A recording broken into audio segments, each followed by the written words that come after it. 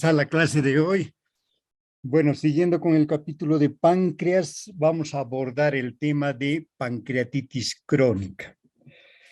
Si bien no es una patología muy frecuente en nuestro medio, no podemos decir que es una patología rara, ¿de acuerdo? La vemos con alguna frecuencia, principalmente en relación con la causa de pancreatitis crónica, como es el problema del alcohol. En nuestro medio prácticamente es la causa más importante de pancreatitis crónica, la causa del enolismo crónico. Entonces comenzamos indicando que es una enfermedad inflamatoria crónica del páncreas con fibrosis del parénquima. En fase avanzada puede presentarse insuficiencia exócrina y endocrina. Entonces decimos que es una enfermedad inflamatoria crónica, al igual que la cirrosis, que también es una enfermedad inflamatoria crónica. Esta también produce fibrosis del páncreas. En la medida que la fibrosis reemplaza el parénquima normal, o sea, el tejido normal del páncreas, aparecen en la fase ya avanzada de la enfermedad, generalmente la insuficiencia tanto exócrina como la insuficiencia endocrina. Recordemos que las dos funciones del páncreas, principalmente la función endocrina y la función exócrina. Entonces, en la fase avanzada, cuando la fibrosis prácticamente abarca gran parte ya del páncreas, pueden aparecer estas dos alteraciones como exócrina. También debemos decir que la pancreatitis crónica es una lesión morfológica. Nos referimos a que el páncreas se altera. El páncreas cambia su morfología, cambia su forma, consecuencia del proceso fibrótico que se produce en el tejido pancreático. Y también es una alteración funcional, porque hemos dicho que en la fase avanzada también tenemos alteración en la función exócrina del páncreas y en la función endocrina del páncreas. En la diapositiva estamos viendo una dilatación no homogénea del virsum a nivel del cuerpo y la cola. Vemos esta dilatación, ¿verdad? Con varias estenosis a nivel del virsum, características de la pancreatitis crónica. Esto consecuencia que el páncreas aparece así arrosariado, como llamamos también, consecuencia de la invasión del conducto de Wirsum por la fibrosis. También va invadiendo el conducto de Wirsum el proceso fibrótico que se está produciendo a nivel del páncreas.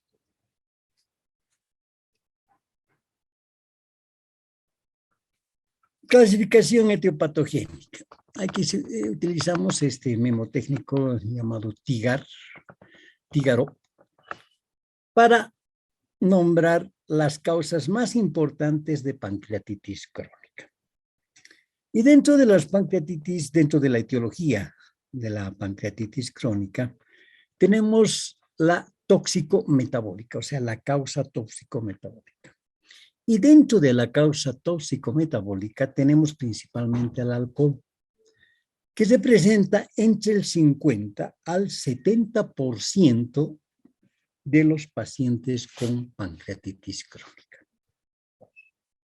Un elemento importante también dentro de la parte tóxica a nivel del organismo es el problema del tabaco en la pancreatitis crónica. Dentro de las causas metabólicas está la hipercalcemia como la insuficiencia renal crónica. Estas dos patologías que pudieran producir alteraciones principalmente desde el punto de iniciar la fibrosis a nivel del páncreas.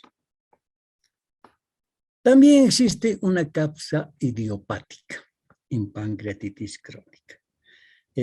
Recordemos que cuando hablamos de idiopático, generalmente son aquellas patologías en las cuales no podemos identificar definitivamente cuál fue la causa por la cual se desencadenó en el paciente una pancreatitis crónica. A continuación tenemos las causas genéticas de pancreatitis aguda. Las mutaciones genéticas que se producen a nivel de las células de los acinos pancreáticos y los islotes de Langerhans, se produce una activación intracelular del tripsinógeno. Estas mutaciones genéticas que se producen a nivel de las células componentes de los islotes o de los acinos pancreáticos se debe a una activación intracelular del tripsinógeno. Entonces, estas mutaciones genéticas a nivel de las células podrían ser las que inician prácticamente la activación intracelular del tripsinógeno. Esto prácticamente ya habíamos visto con ustedes cuando veíamos pancreatitis aguda y veíamos que una de las teorías en la iniciación de la autodigestión del páncreas es el problema de la activación del tripsinógeno en tripsina, que prácticamente inicia la cadena de activación del resto de las enzimas que están a nivel del páncreas. Entonces, estas mutaciones genéticas probablemente son las causas de esta activación que ya hemos nombrado. También existe dentro de la etiopatogenia de pancreatitis crónica el factor autoinmune, en la cual el sistema inmunológico del paciente ataca prácticamente las células de los islotes de Langerhans o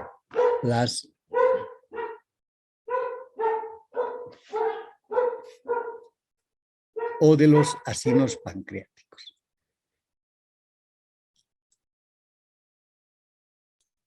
Un momentito, por favor.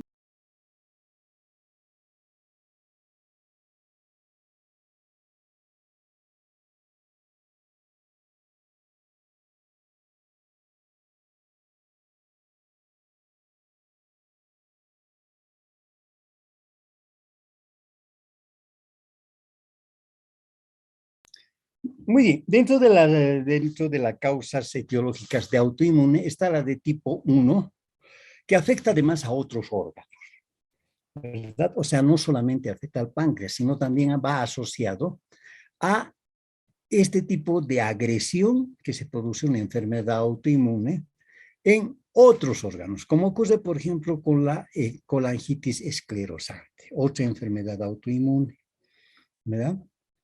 Que también puede atacar el conducto pancreático. En este caso estamos en una etiología autoinmune tipo 1.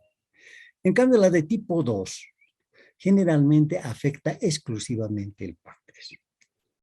En esta situación, el sistema inmunológico del paciente ataca su páncreas. En consecuencia, produce la serie de alteraciones que finalmente conducen a una fibrosis de gran parte del páncreas. La recidivante. La etiología recidivante generalmente obedece a aquellos casos en los cuales habíamos indicado cuando llevábamos pancreatitis aguda y decíamos que el objeto, por ejemplo, de recomendar al paciente de que una vez solucionado el problema de pancreatitis aguda de origen biliar, consecuencia de un cálculo en el colédoco, inmediatamente, si es posible, sobre todo en pancreatitis aguda leve, inmediatamente, si es posible, en la misma hospitalización de solucionado el problema de pancreatitis aguda leve, se proceda a la colecistectomía, es decir, sacar la vesícula, en previsión de que el paciente no vuelva a repetir el problema de pancreatitis aguda a consecuencia de otro cálculo que pueda migrar hacia el colédoco. Entonces, vemos que la pancreatitis aguda, si se vuelve a repetir, puede conducir al paciente a una pancreatitis crónica. Esto es lo que llamamos pancreatitis aguda grave recidivante. Y finalmente tenemos la obstructiva, la causa en la cual se obstruye prácticamente el conducto de Wirsung. Y que tenemos aquí las múltiples causas. Las vamos a ver, por ejemplo, esta es una de las importantes en la parte obstructiva del conducto de Wirsung, porque la fibrosis que va desencadenándose a nivel del parénquima pancreático invade también el Wirsung. Y en consecuencia, a la larga, produce obstrucción del Wirsung. Otras patologías que también pueden conducir a la obstrucción del conducto de páncreas es, por ejemplo, el cáncer de páncreas. Por ejemplo, el próximo tema que vamos a ver en el capítulo de páncreas, en el cual también puede darse una obstrucción, en este caso por la neoplasia, localizada principalmente a nivel de la cabeza del páncreas. Entonces, todos estos fenómenos obstructivos también son capaces de provocar, entre las causas más frecuentes, obstrucción del conducto de Wirsung y en consecuencia producir una pancreatitis crónica. Lógicamente que hay otras causas más que ya las hemos citado en parte cuando llevábamos pancreatitis aguda.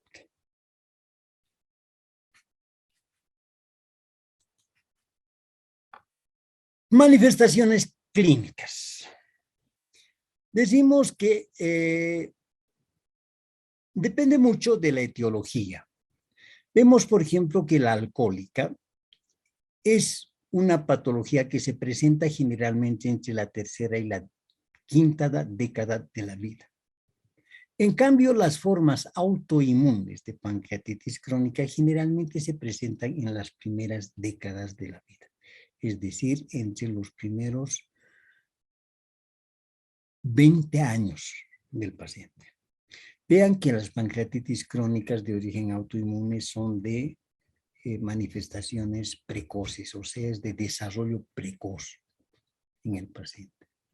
A diferencia de lo que ocurre en los pacientes con pancreatitis aguda alcohólica, en la cual generalmente la enfermedad aparece entre la tercera y la quinta década de la vida. Dentro de las manifestaciones clínicas, tal vez el elemento importante, al igual que habíamos citado prácticamente en pancreatitis aguda, es el problema del dolor. El dolor abdominal, generalmente localizado en hemiabdomen superior, irradiado hacia la espalda, puede ser continuo o puede ser intermitente. Tal vez esté un poco de diferencia entre la pancreatitis aguda y la pancreatitis crónica. La pancreatitis aguda generalmente da un dolor que se inicia y se va intensificando progresivamente hasta que el paciente prácticamente no tolera el dolor.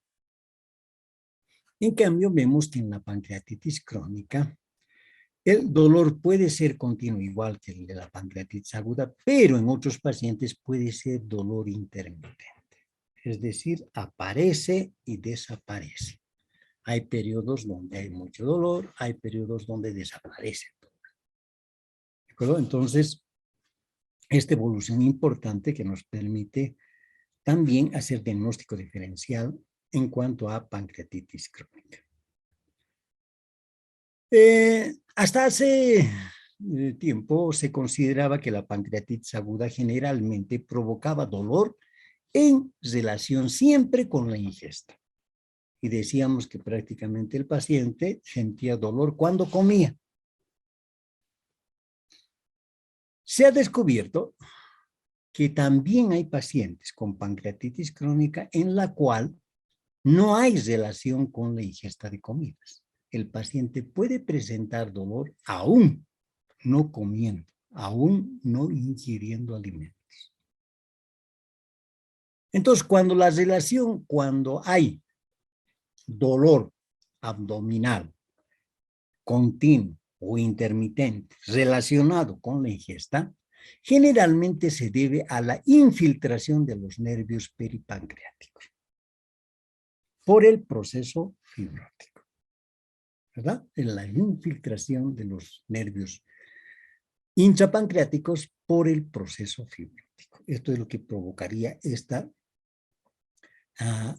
relación cuando el dolor se presenta sin relación con la ingesta. Ahora, ¿qué pasa en el clásico paciente de pancreatitis crónica? Dolor que aparece con la ingesta de alimentos. Generalmente se debe a obstrucción ductal pancreática. O sea, se debe generalmente este tipo de presentación como manifestación clínica cuando ya hay obstrucción o suboclusión del conducto de Bison.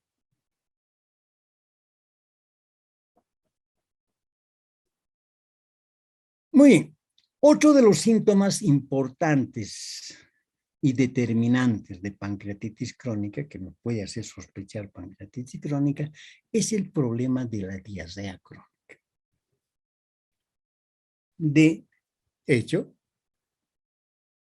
es uno de los diagnósticos importantes, diagnósticos diferenciales más importantes, junto con la tuberculosis intestinal, en nuestro medio como diagnóstico diferencial de pancreatitis crónica en pacientes con diarrea crónica.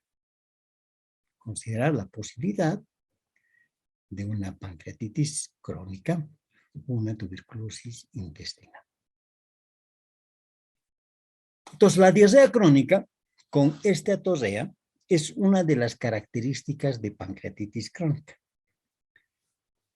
Esto debido principalmente a la secreción insuficiente de enzimas. Entonces vemos que la fisiopatología estaría en relación que como el páncreas está siendo invadido por proceso fibrótico, hay cada vez menos células pancreáticas, acinos pancreáticos funcionando, porque son reemplazados por tejido fibrótico. En consecuencia, al disminuir la cantidad de acinos pancreáticos funcionando, va a disminuir la secreción exócrina del páncreas. Al disminuir la secreción exócrina del páncreas, habrán pocas enzimas que se van a vaciar hacia el duodeno. Y si no hay enzimas secretadas a nivel del duodeno, todas las grasas, hidratos de carbono y proteínas que están ingresando desde el estómago hacia el duodeno no van a poder ser metabolizadas. En consecuencia, se convierte en un soluto inabsorbible, tanto grasas, proteínas e hidratos de carbono. Y en consecuencia van a provocar migración de agua desde la pared intestinal, provocando lo que vamos a denominar cuando llevemos intestino delgado, el problema de la diarrea osmótica.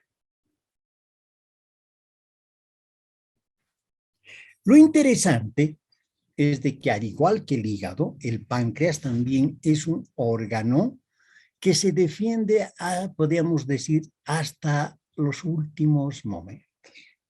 En general, aparece diarrea con esteatosea cuando solamente tenemos 10% de páncreas funcionando. Vean que con un 50% de páncreas funcionando, todavía el paciente puede no tener diarrea crónica con esteatosea, tal vez diarrea intermitente puede presentar, pero diarrea crónica continua con esteatosea se presenta cuando ya solamente el paciente tiene 10% de su páncreas funcionando. Se manifiesta por esteatosea, enfermedad avanzada, azotosea, deposiciones voluminosas y grasiantes. La característica que suele llamar a veces el paciente, suele llamarle la atención a veces al paciente, es la característica de las deposiciones que tiene. Generalmente son deposiciones líquidas pero abundantes. Algo que suele llamarle la atención suele ser el problema de que la materia fecal flota prácticamente en el agua del inodoro. no se precipita en el agua del inodoro como normalmente sucede. No sé si alguna vez ustedes se han fijado, tal vez alguna vez. Pero esto es lo normal, la precipitación de la materia fecal en el agua del inodoro. En cambio, en este tipo de pacientes, la deposición es abundante, pero no se precipita en el agua del inodoro.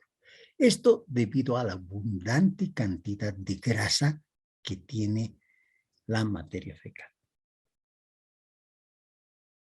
Es lógico que si el paciente con pancreatitis crónica, con varios islotes invadidos por la fibrosis, deficiencia en la secreción de enzimas como la lipasa, que no llega prácticamente hacia el duodeno, toda la grasa que está ingresando desde el estómago hacia el duodeno pasa directamente hacia el intestino delgado.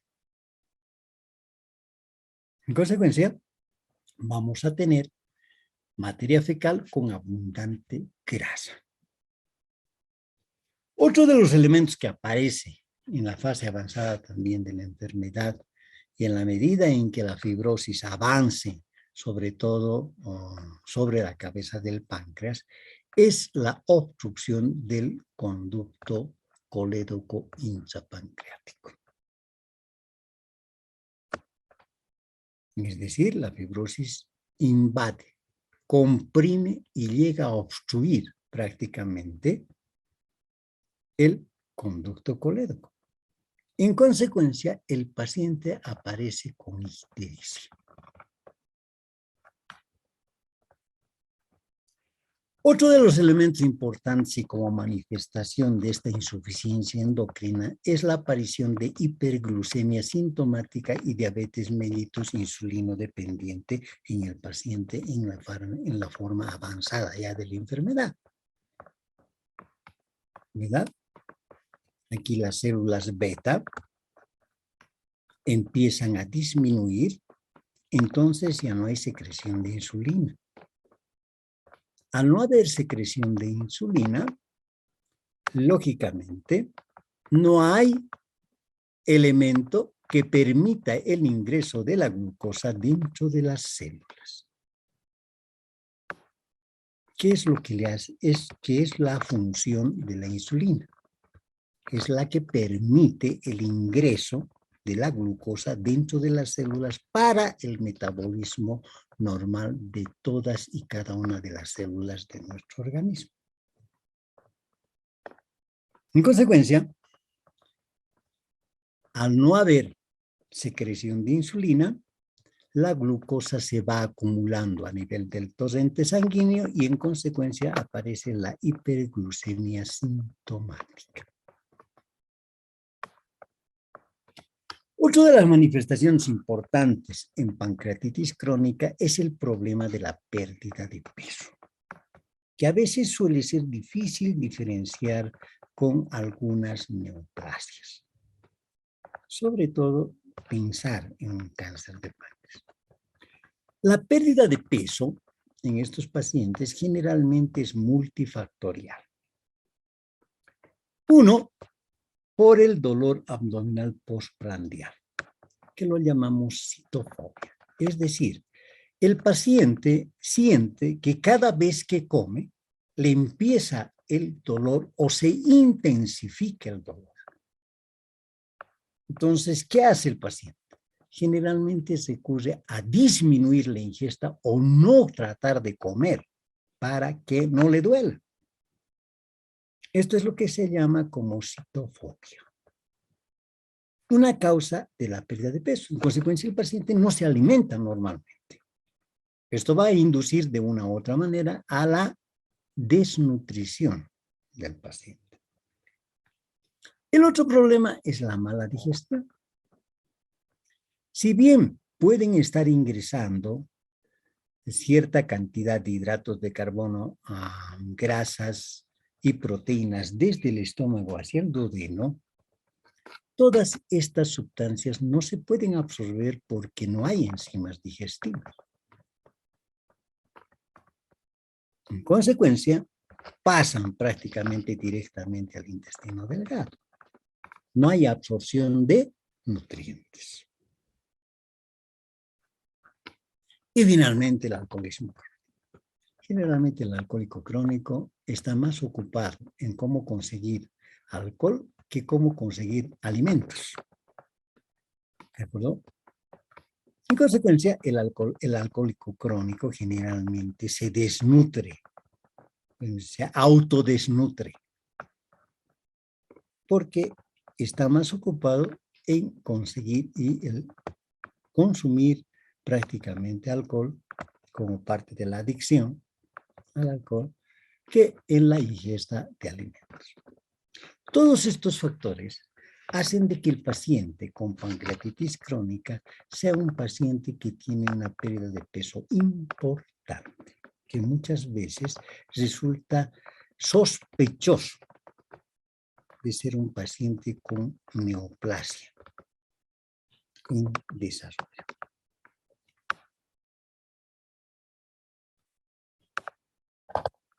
Exámenes complementarios. Hemos dicho que la pancreatitis aguda produce una lesión morfológica, es decir, una alteración en la morfología y la estructura del páncreas, y también produce una alteración en la función del páncreas. Entonces, los exámenes que se pueden hacer en el paciente van dirigidos a estos dos elementos, a tratar de descubrir esta alteración en la estructura del órgano y tratar de descubrir la alteración en el funcionamiento del páncreas. Entonces, las pruebas de imagen nos permiten determinar estas alteraciones en la estructura del páncreas. La pancreatitis crónica condiciona alteraciones ductales y parenquimatosas, como ya hemos dicho, altera prácticamente la estructura normal del páncreas. En consecuencia, altera el parénquima, o sea, el tejido pancreático, y altera también el conducto de Virchow.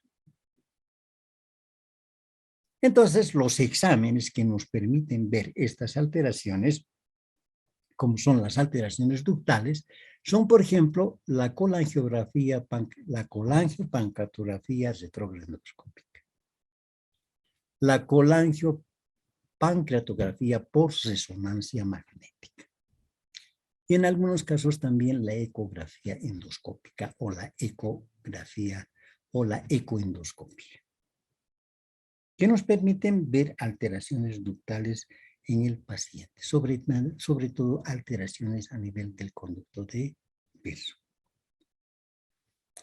Alteraciones parenquimatosas, o sea, las alteraciones en el tejido pancreático.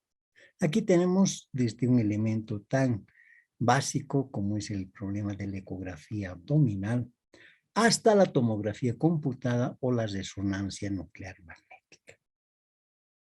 Entonces vemos que estas alteraciones pueden ser desde el punto de vista del parénquima y las alteraciones a nivel del conducto de Virchow. Entonces tenemos exámenes los cuales podemos solicitar para descubrir, por ejemplo, alteraciones a nivel del conducto, alteraciones ductales. Por ejemplo, en nuestro medio es frecuente que solicitemos una colangiopancreatografía retrogrado-endoscópica. También se puede hacer, en algunos casos, una colangiopancreatografía por resonancia magnética en algunos pacientes. Lo que más utilizamos es una colangiopancreatografía retrogrado-endoscópica. En cuanto a las alteraciones parenquimatosas, generalmente lo más barato en nuestro medio, la ecografía abdominal. Y si la ecografía abdominal ya nos da algunos indicios, pero no se pueden aseverar en relación a la presencia de una pancreatitis crónica, inevitablemente tenemos que recurrir a la tomografía computada o a la resonancia nuclear magnética. Ya hemos visto la morfología del páncreas. Ahora vemos la función. Entonces existen exámenes para determinar cómo está funcionando ese páncreas. Entonces tenemos las pruebas de función pancreática. Aquí está principalmente el test de intubación duodenal, que es la cuantificación de la secreción pancreática de enzimas y o bicarbonato en una muestra de jugo duodenal. Generalmente suele ser invasiva. Esta técnica es mucho mejor cuando lo hacemos a través de una endoscopía digestiva alta. Porque primero lo que hacemos con la endoscopía digestiva alta es meter prácticamente el duodenoscopio hasta la porción distal, hasta donde lleguemos. Si podemos llegar perdón, con el duodenoscopio vamos a llegar hasta el duodeno. Entonces, podemos prácticamente colocar una pequeña sonda a través del endoscopio para sacar una muestra de jugo duodenal que nos sirve de base, en la cual se puede hacer una determinación de enzimas pancreáticas y de bicarbonato. Esto nos permite determinar y cuantificar cuánto de páncreas le queda todavía al paciente funcional. ¿De acuerdo? Lo podemos hacer directamente a través de una sonda nasoyeyunal o mejor todavía si lo hacemos a través del endoscopio. La endoscopía también se utiliza para hacer la cuantificación de bicarbonato con estimulación de secretina. En estos casos, cuando colocamos la sondita, primero sacamos una muestra base en la cual vamos a analizar cuánto de secreción exocrina tiene el páncreas en este paciente, en forma basal. Podríamos decir, estos son nuestros datos basales. Cuánto de secreción de enzimas pancreáticas y cuánto secreción de bicarbonato. Posteriormente, a continuación, inyectamos secretina por vía intravenosa. Y con otra sondita nasoyeyunal colocada a través del endoscopio, obtenemos otra muestra, una segunda muestra, después de la ingestión, generalmente después de 30 minutos a 60 minutos, otra prueba para sacar prácticamente otra muestra de este jugo duodenal. Y observamos cuánto de secreción de bicarbonato tenemos en nuestra segunda muestra en relación a la primera muestra, que nos permite cuantificar cuál es la respuesta que tiene el páncreas en relación a esta hormona importante en la secreción pancreática, que es la secretina. De esta manera, podemos obtener cuánto de páncreas tiene funcionando el paciente y cuál es la respuesta de este paciente, del páncreas de este paciente, en relación a la estimulación con secretina.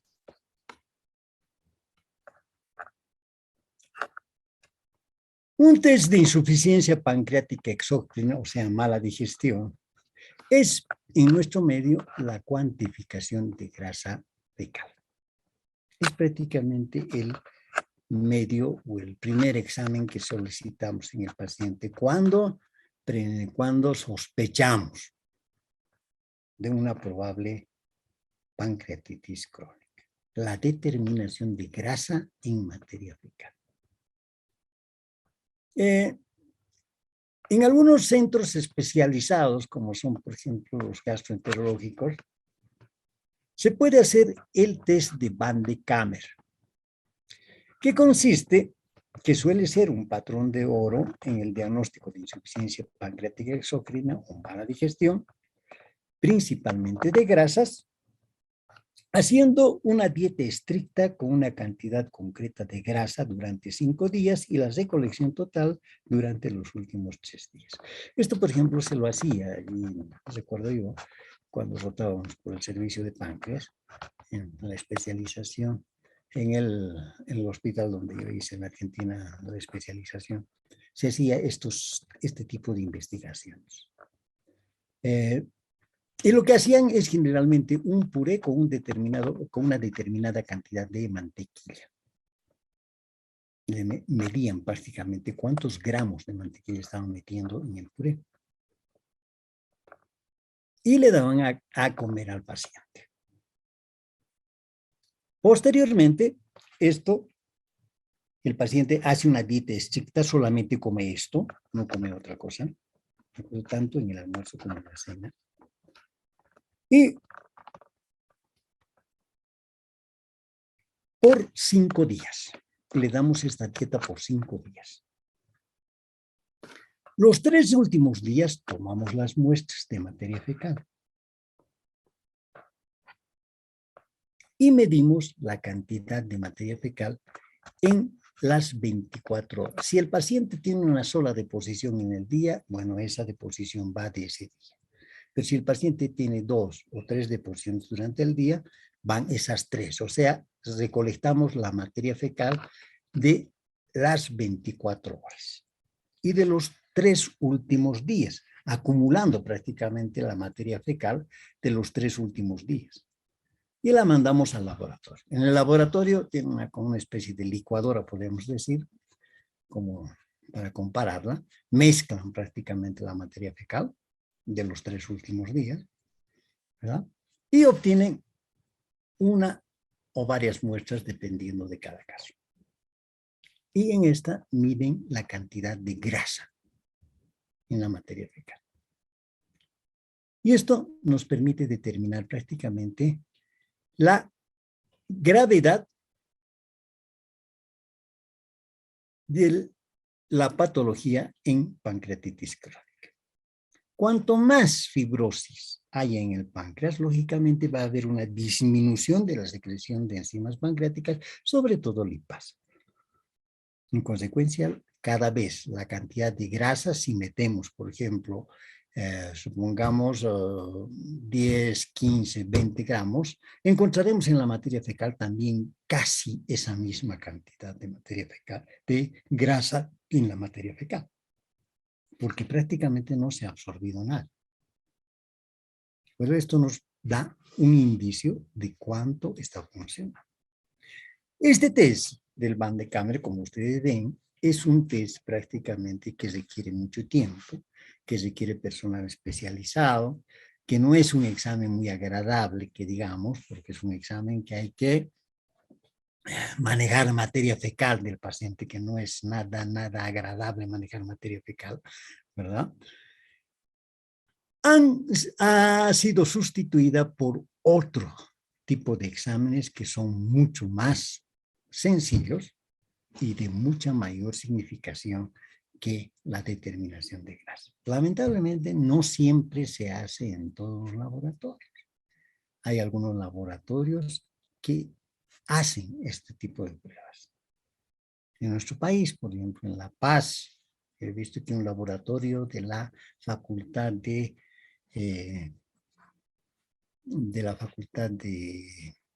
Bioquímica y Farmacia, tiene un laboratorio muy especializado. Entonces, he visto, por ejemplo, que allí sí se puede hacer este tipo de pruebas. Pero en nuestros laboratorios, por ejemplo, la determinación en heces de quimotripsina fecal, que era lo inicial que se hacía, ahora ha sido superada por la cuantificación de la lactasa fecal.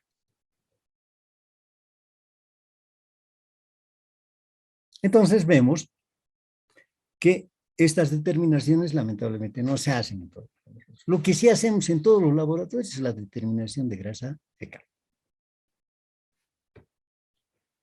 Aquí estamos viendo esta colangiografía donde el Wilson tortuosamente dilatado, vemos prácticamente un rosario prácticamente. En esta parte parece menos afectada, pero esta parte está prácticamente con múltiples estenosis en el viso. Característico de la pancreatitis crónica. El enfoque terapéutico.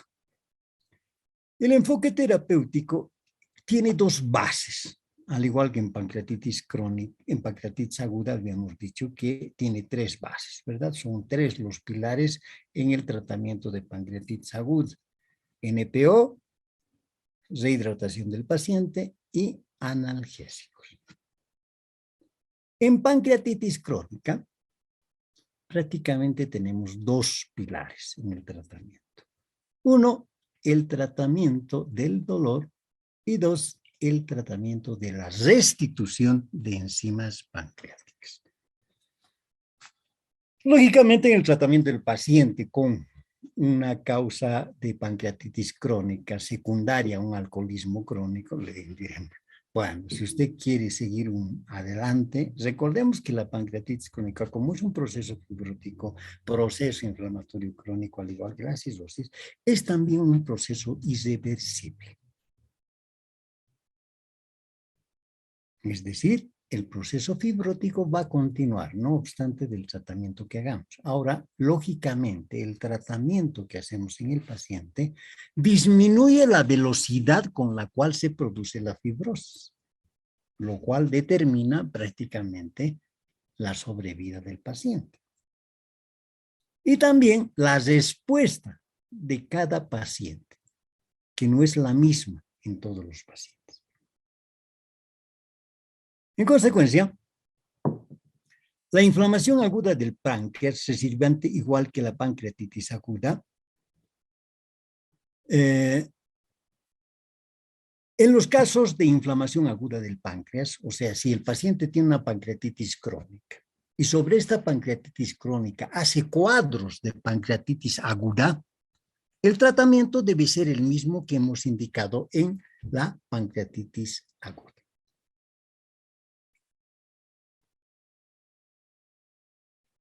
Como hemos dicho, una de las causas del dolor en el paciente es la infiltración inflamatoria de las terminaciones nerviosas intrapancreáticas, la causa más frecuente del dolor. El protocolo habitual, generalmente escalonado, es la utilización de analgésicos, ¿verdad? Los analgésicos no opioides de principio, o sea, siempre deben ir en forma escalonada. ¿De Recordemos que es una enfermedad crónica. Si utilizamos el analgésico más potente de inicio, de entrada, ya no tenemos nada más para adelante. Y el paciente sabemos que va a tener un proceso largo, de varios años de evolución, dependiendo de cada paciente. En consecuencia, por esto se trata de hacer una analgesia escalonada, comenzando primero con analgésicos no opioides, como ser el paracetamol o más el metamizol. Si con esto le calma al paciente, bien. Buen pronóstico para el paciente. Si con esto no calma, empezamos con analgésicos no opioides, con analgésicos opioides leves, como es el tramadol,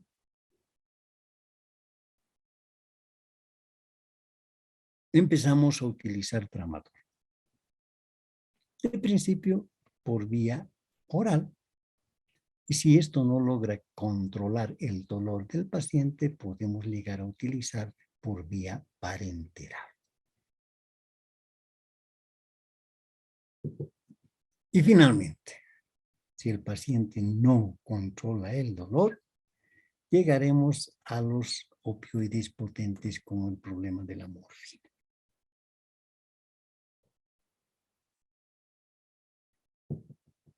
Lógicamente que este es prácticamente el último escalón al que debemos llegar en el paciente en el control del dolor.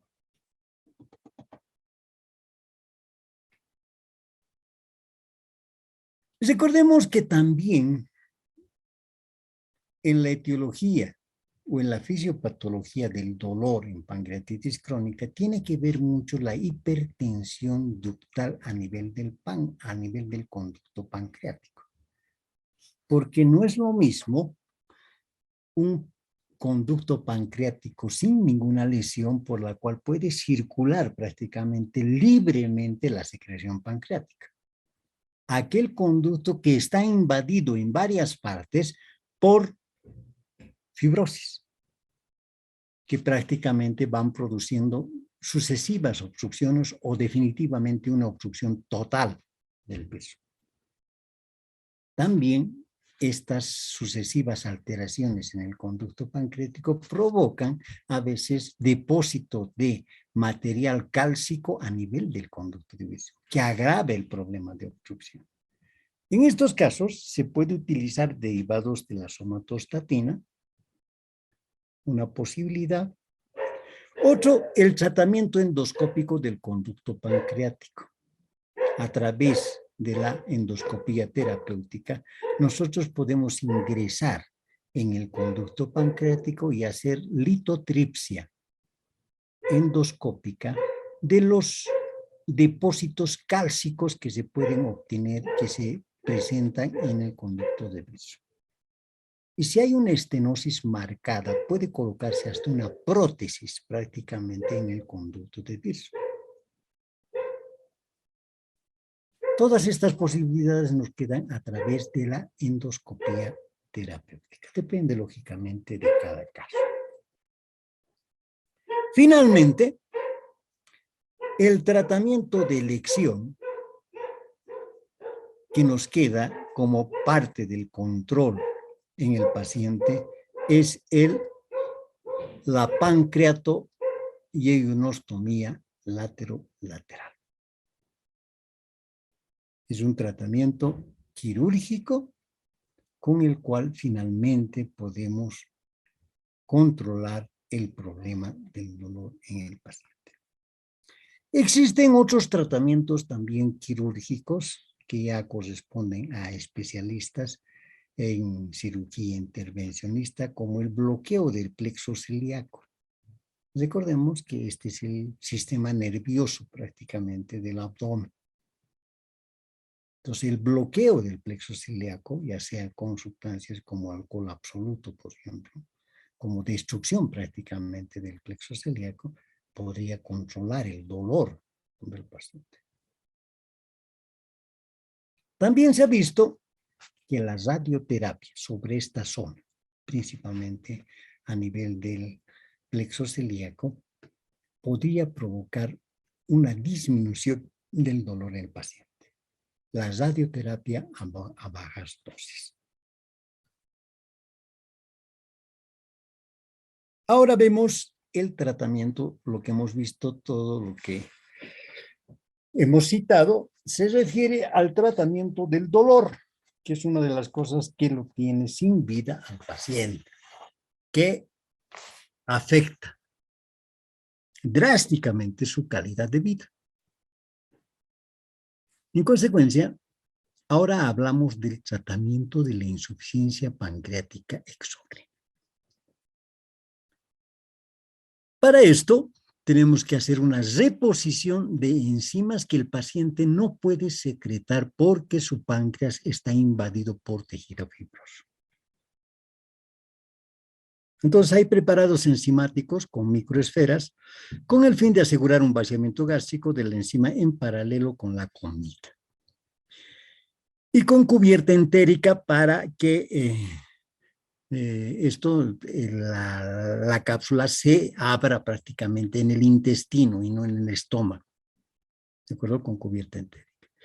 Evitar la inactivación de la lipasa por el ácido gástrico. Es importante, ¿no? Que con cubierta entérica, estas son cápsulas con cubierta entérica, lo que hace de que prácticamente cuando ingresan al estómago no sea destruida todavía la recubierta de lo que compone la cápsula. En el interior de la cápsula están las microesferas que contienen las enzimas, principalmente lipasa y amilasa. Entonces, llegan intactas al estómago, pasan al duodeno y es aquí donde se abre la cápsula y vacía prácticamente el contenido enzimático. Y permite la metabolización principalmente de grasas y hidratos de carbono. Recordemos que parte, no muy significativa, pero parte de la metabolización de proteínas ya se hace a nivel del estómago. con la secreción de pepsinógeno 1, que se convierte en pepsinógeno 2, que es la forma activa para la metabolización de proteínas. Entonces comienza la metabolización de proteínas a nivel del estómago, parte de la metabolización. Entonces las enzimas generalmente contienen más amilasa y lipasa. La dosis inicial es de 40.000 a 50.000 unidades internacionales de lipasa con cada comida. Y 20.000 a 25.000 con la merienda. Vean la cantidad de enzimas que contiene cada una de estas microesferas. Entonces, desayuno, almuerzo y cena. ¿Verdad? Tratamiento de insuficiencia pancreática endocrina. Es lógico que en la medida en que la fibrosis avanza sobre el páncreas, también compromete el páncreas endocrino. En consecuencia, también se ven comprometidas las células de los islotes de Langerhans, como las células beta productoras de insulina. En consecuencia, el paciente debe recibir, sobre todo en aquellos casos de hiperglicemia, productora de una diabetes tipo 1, que es dependiente de insulina. Generalmente el tratamiento lo preferimos hacer con endocrinología. Cuando se trata de dosificar insulina, ya sea la insulina cristalina o la insulina NPH, generalmente hay que tener mucho cuidado en dosificar estos medicamentos, porque es muy peligroso llevar al paciente a un estado de hipoglicemia, que podría traernos graves consecuencias en el paciente, porque el cuadro de hipoglicemia podría provocar un edema cerebral a nivel del paciente y consecuente serie de complicaciones en el paciente por un problema diabético. Entonces, además de la cetoacidosis diabética que podría llegar al paciente. Entonces, hay que tener un poco de cuidado en cuanto a la hiperglucemia y a la hipoglicemia que tiene el paciente. Por esto, preferible que sea un endocrinólogo quien determina la dosis de cuánto de insulina se va a inyectar el paciente. Complicaciones. Las complicaciones de pseudoquistes pancreáticos grandes, generalmente por drenaje endoscópico transgástrico guiado por ecografía. Se pueden formar pseudoquistes a nivel en la evolución de una pancreatitis crónica. El abordaje que actualmente se utiliza con mayor frecuencia y es el aconsejado, es el tratamiento de elección, es el drenaje endoscópico transgástrico. O sea, metemos el endoscopio y a través del endoscopio metemos una serie de instrumentales que nos permiten prácticamente ingresar en el pseudoquiste y vaciar a través de la pared gástrica. Porque recuerden que anatómicamente la pared posterior del estómago está en relación con el páncreas, en gran parte del estómago.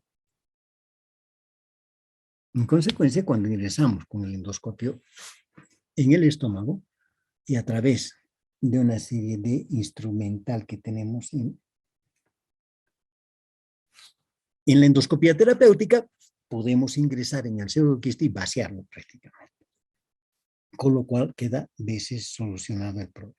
Esto lógicamente guiado, en muchos casos, dependiendo de cada hospital, por ecografía o a veces también guiado por tomografía computada.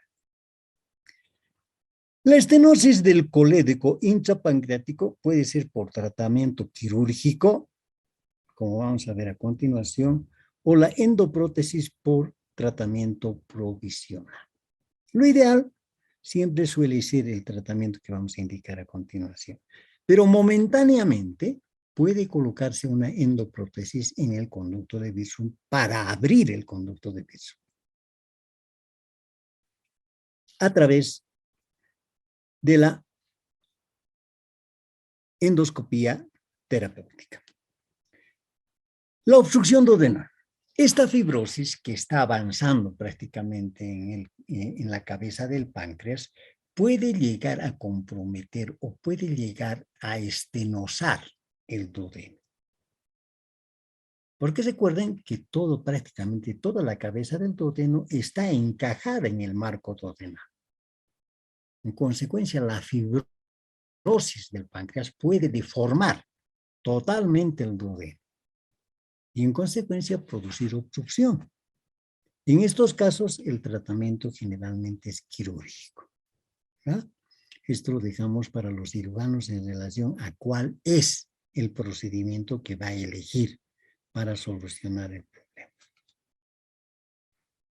La posibilidad de cáncer de páncreas secundario a una pancreatitis crónica es de aproximadamente el 4% a los 20 años del diagnóstico de pancreatitis crónica. Es decir, que al igual que lo que hemos visto en cirrosis hepática, ¿verdad? Que el paciente a la larga está predispuesto a desarrollar un hepatocarcinoma de hígado, ¿verdad? En este caso también, el paciente con pancreatitis crónica tiene posibilidades, aunque no muy frecuentes, vean que es 4%, de desarrollar en la evolución de la pancreatitis crónica de aproximadamente 20 años desarrollar un cáncer de páncreas. Recordemos también que desde el punto de vista anatómico, el borde superior del páncreas está prácticamente en gran parte de lo que constituye el páncreas, está bordeado por la arteria esplénica, por la vena esplénica. Lo hemos citado cuando se ha hablado de hipertensión portal, ¿verdad? Entonces, la vena esplénica. Entonces, muchas veces el proceso fibrótico puede afectar la vena esplénica. Y esta afección puede provocar alteraciones en la luz de la vena, que a la larga pueden provocar una trombosis de la vena esplénica. También se puede dar el mismo problema en la vena porta.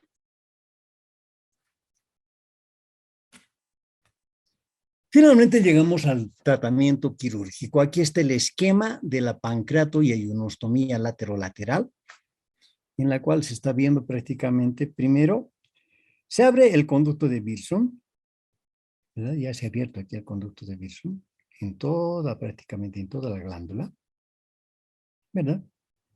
Y se lleva un asa de yeyuno, este es el asa en I de Rux, que se llama, ¿verdad?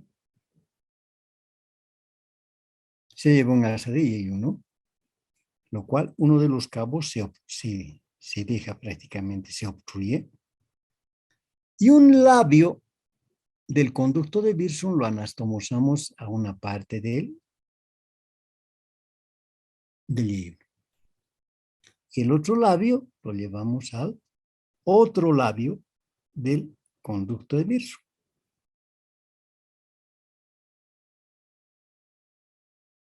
De tal manera que esto queda así, como estamos viendo acá.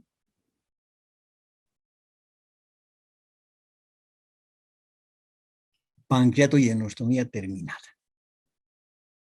Entonces, la secreción ya no va por el conducto de Wilson, sino directamente ingresa a esta parte de intestino delgado.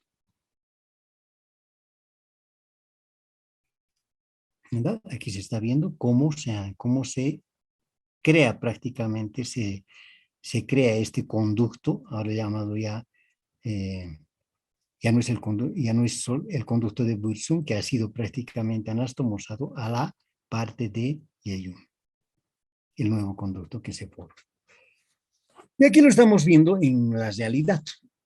Primero hacemos una una pancreatectomía longitudinal que llaman los cirujanos, ¿verdad?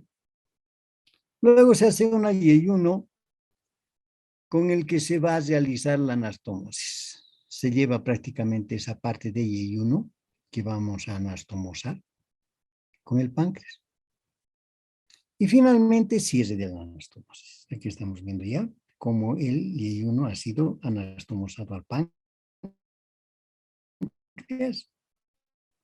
y restituida prácticamente la función. Y por una parte, la función del páncreas, dependiendo de cuánto de páncreas le quede, ¿verdad? Y sobre todo, la relación del tratamiento en relación al dolor. Aquí lo que estamos tratando es la hipertensión dentro del conducto pancreático.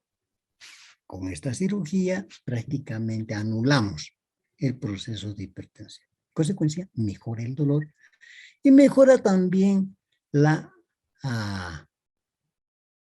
secreción de enzimas que le queden todavía en el páncreas al paciente. Lógicamente, el resto lo restituimos nosotros con la supresión de enzimas pancreáticas por vía oral. Muy bien. No sé si hay alguna pregunta en relación a pancreatitis crónica.